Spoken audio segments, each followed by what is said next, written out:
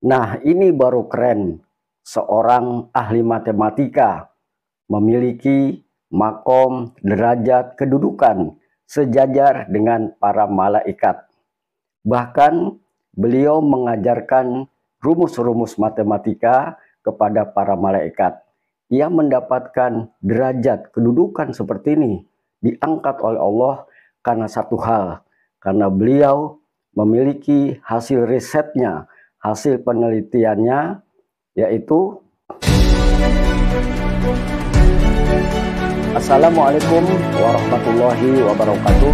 Sahabat dimanapun berada dan yang saya banggakan, seseorang mendapatkan derajat tinggi, kedudukan, kemuliaan dari Allah Subhanahu wa Ta'ala, yang kita tahu karena ia atau kita memiliki ketekunan ibadah secara ritual.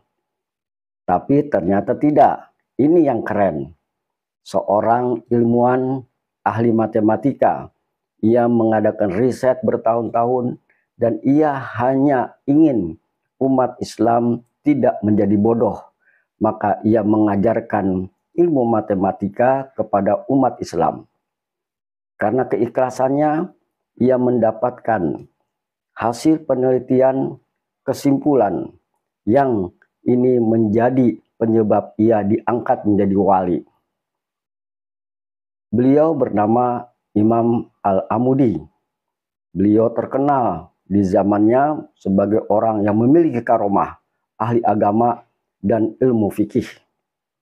Terdengarlah kepada seorang anak muda. Ia bermaksud mendatangi dan ingin belajar kepada Imam Al-Amudi. Sampailah ia menjadi santri. Kemudian ternyata yang diajarkan bukan ilmu agama, ilmu ritual. Yang diajarkan adalah ilmu matematika. Akhirnya seorang anak muda ini sebagai santri meragukan tentang gurunya. Apakah benar saya bisa masuk surga dan guru saya bisa menyelamatkan saya ke dalam surga? Tetapi keraguan itu ternyata dijawab oleh Allah Subhanahu wa Ta'ala dalam satu mimpinya. Dalam mimpinya Allah Subhanahu wa Ta'ala memerintahkan kepada malaikat, wahai malaikat, dengarkan, ini Imam Al-Amudi. Beliau aku angkat derajatnya, lebih tinggi imannya daripada kalian. Kemudian malaikat protes, lah kenapa? Kami ini kan langsung berhadapanmu, melihatmu. Ternyata orang ini kan tidak melihat, tapi bagaimana mungkin orang ini manusia yang tidak melihat Allah, tapi ia lebih tinggi derajatnya daripada kami malaikat yang setiap saat berhadapan denganmu ya Allah. Coba lihat, dengarkan dulu. Dengan piawainya, Imam Al-Amudi mengajarkan kepada malaikat tentang rumus-rumus ilmu matematika. Sampai kepada kesimpulan bahwa penisbatan angka 2, angka 3, angka 4, dan berapapun angkanya itu diawali dengan angka 1. Dan dari sinilah beliau menyimpulkan segala ciptaan Allah, segala sesuatu yang diciptakan yang ada di muka bumi ini adalah berawal dari yang satu, yaitu Qul huwallahu ahad. Kelengkapan daripada uraian ini, mari kita dengarkan ceramah dari Gus Baha saat ngaji bareng. Mari. Nabi itu diutus dalam kondisi masyarakat yang rasional. Sehingga repot. Dan yang tidak rasional itu punya kecakapan olah kata sehingga seakan-akan rasional. Makanya ada kalimat terkenal di kalangan ulama, kalimatu haqqin urida bihal batil. Omongannya benar, tapi maksudnya tidak benar.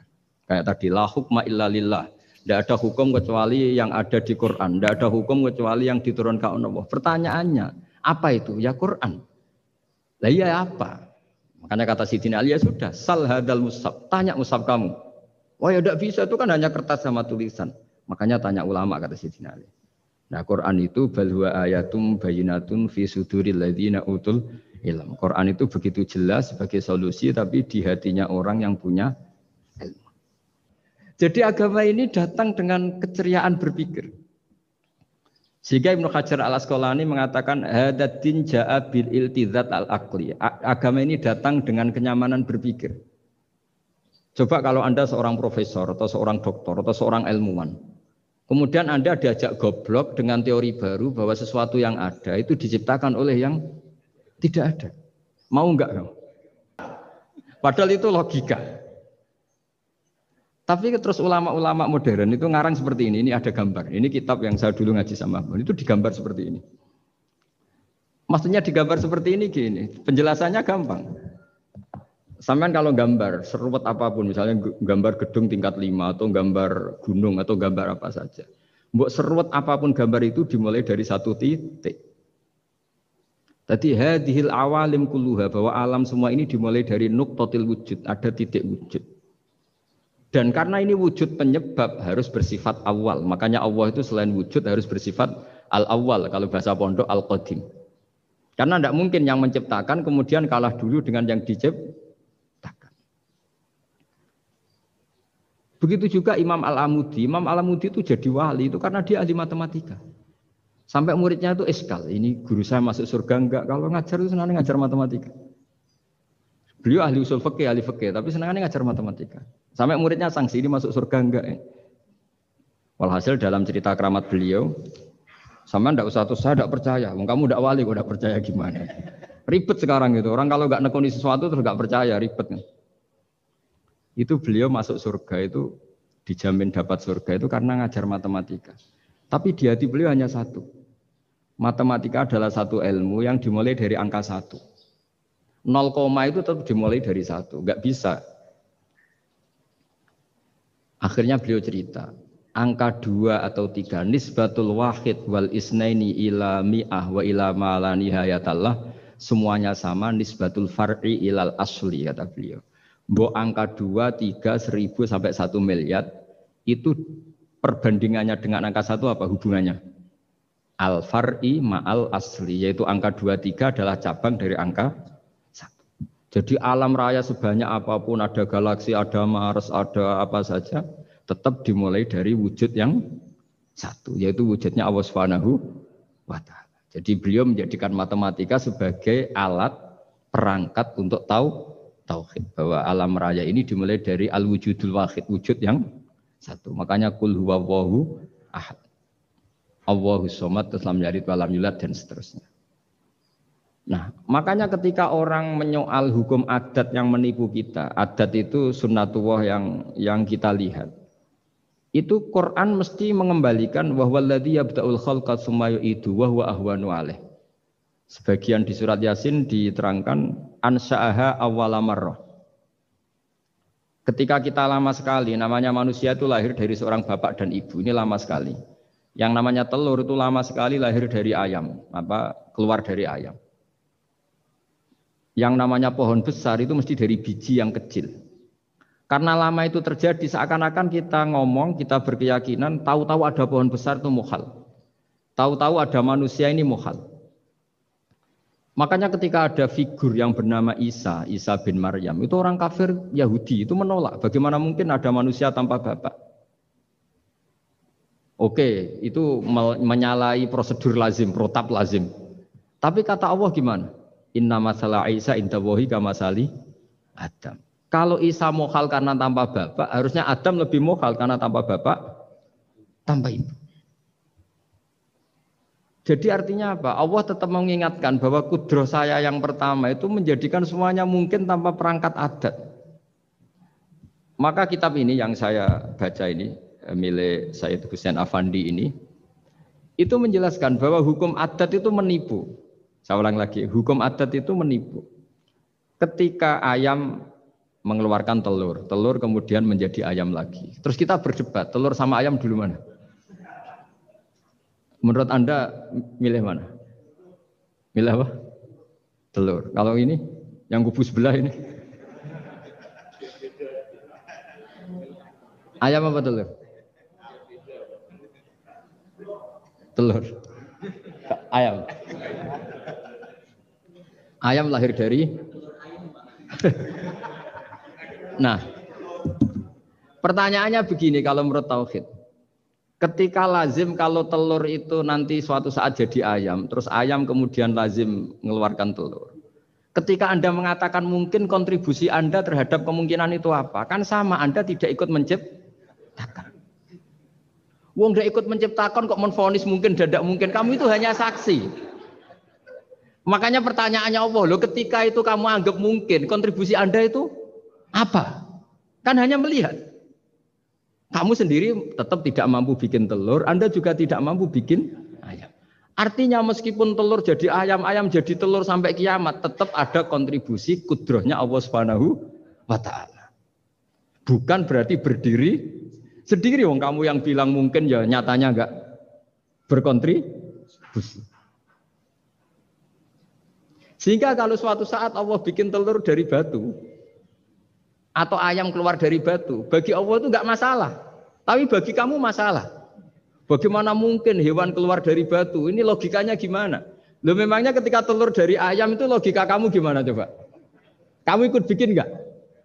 Nah ini di sini pentingnya mukjizat. Akhirnya Allah bikin mukjizat, ada satu onta besar keluar dari batu, yaitu mukjizat Nabi Kamu memasalahkan, ini gimana onta kok keluar dari batu? Lalu kalau Allah tanya kamu, gimana telur keluar dari ayam? Loh ini biasa Gusti mungkin, memangnya kamu bisa. Berarti bagi orang yang tauhid, yang wali, keluarnya ayam dari telur sama onta dari batu itu nisbatnya sama.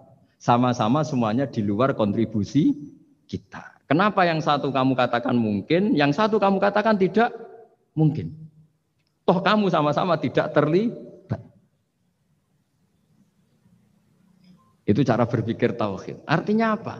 Orang-orang wali atau orang-orang alim meskipun melihat telur keluar dari ayam tiap hari tetap subhanallah, subhanallah, Allahu Akbar. Karena ini keajaiban.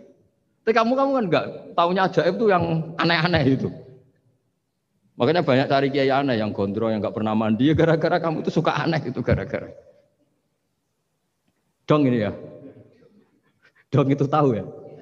Jadi buat sesering apapun alam raya ini ada siklusnya. Biji jadi pohon, pohon kemudian keluarkan buah, buah ada biji. Semuanya yang berkontribusi hanya kudrohnya Allah Ta'ala. Tidak mengikat Allah. Allah bisa bikin tanpa itu semua. Makanya Allah selalu memperbarui mukjizatnya. Termasuk ada onta besar keluar dari batu. Yaitu mukjizatnya Nabi Soleh. Kamu gak boleh menyoal ini mukhal. Mukhal gimana? Karena itu gak mungkin. Ukuran gak mungkin apa? Kamu gak bisa bikin kan? Sama telur keluar dari ayam kamu bisa bikin. Sama-sama enggak. Nah di sini pentingnya ngaji ya. Makanya Allah ngendikan innallaha la yastahyi ayyadriba masalam ma ba'udatan fama fawqa. Allah itu tidak malu bikin contoh nyamuk. Karena nyamuk ini mukjizat yang besar. Sudah hewannya kecil, di situ ada ususnya. Ususnya ada uratnya. Coba kalau kamu bikin nyamuk itu. Kalau yang santri agak nakal itu ya ada alat kelaminnya, ada uratnya. Coba jenengan bayangkan nyamuk kecil kan? Itu ada uratnya enggak? Ada ususnya ada uratnya. Uratnya ada bakterinya. Pusing kan kamu? Jadi sebetulnya ayat Allah yang dasar itu bukan dinosaurus tapi nyamuk. Bikin uratnya dinosaurus masih gampang, hewannya besar paling uratnya segini. Itu pesan di Juwana bisa lah. Tapi kalau pesen organnya apa? Nyamuk. Perutnya seberapa? Sudah gitu dia di dalamnya ada calon anaknya. Lebih kecil, banyak lagi jumlahnya. Coba. Nah ini agama ini datang dengan akal. Jadi kelihatan ada mukjizatnya Quran karena menyontohkan nyamuk. Dan kelihatan mukjizat kalau dijelaskan pakai logika. Yaitu kayak apa susahnya bikin nyamuk. Sudah kecil, ada organnya ada uratnya, uratnya ada kumannya ada uratnya. Pusing enggak? Makanya tidak ada kampus yang siap memaklumatkan diri sanggup bikin nyamuk. Karena ya enggak sanggup tadi. Lah itu mukjizatnya Quran. Jadi agama ini ketika ulama-ulama ja'a bil iltizazil aqli. Agama ini datang dengan kenyamanan berpikir.